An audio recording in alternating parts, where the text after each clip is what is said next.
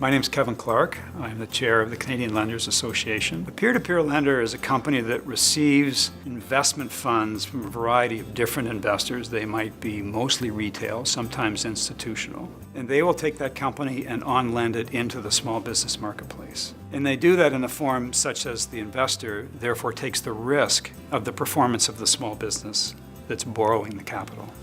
A FinTech lender, such as a balance sheet lender, actually borrows third-party capital from the marketplace. It could be institutional, Schedule A bank type capital, funding capital. And it uses those funds to, again, lend into the small business marketplace, but it holds that asset on its balance sheet as opposed to the asset actually being the risk being transferred to the investor as it is in the peer-to-peer marketplace. With the advancements of technology, there's been a realization that value propositions by companies like ours, which can suggest a nimbleness, a frictionless experience for the customer, the ability to pull data, all of these recent activities have come together to allow fintechs a space in financial services to provide credit. Small business owners have a pretty good variety of financial options as it relates to loans coming from fintechs into the marketplace. Probably the most common would be a working capital loan that's provided by the fintech for a short period of time to the borrower, next to a factored discount receivable.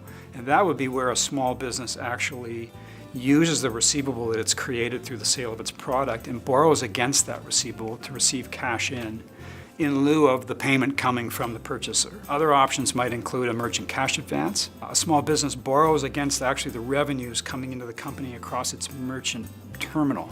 And so these three products, the MCA, the factored discount receivable, the working capital, and those are probably the most common. The information that's required for a small business to obtain credit through technology-driven lenders really isn't about providing anything. It's about what the technology company can actually pull from the marketplace. So there are certainly application forms that need to be completed, and they tend to be relatively short. But basically, they're going to provide personal information, business information, and then there's going to be a request for a connection, probably for bank statements, for that analysis. It's those three things that are actually going to drive the decision relatively quickly. Financial technology lenders are more flexible than the traditional lenders in being able to quickly assess and provide credit for terms of really any length up until 2 years. You know, in Ontario, for the hundreds of thousands of small businesses that are out there, I would suspect that there are 50,000 small businesses in Ontario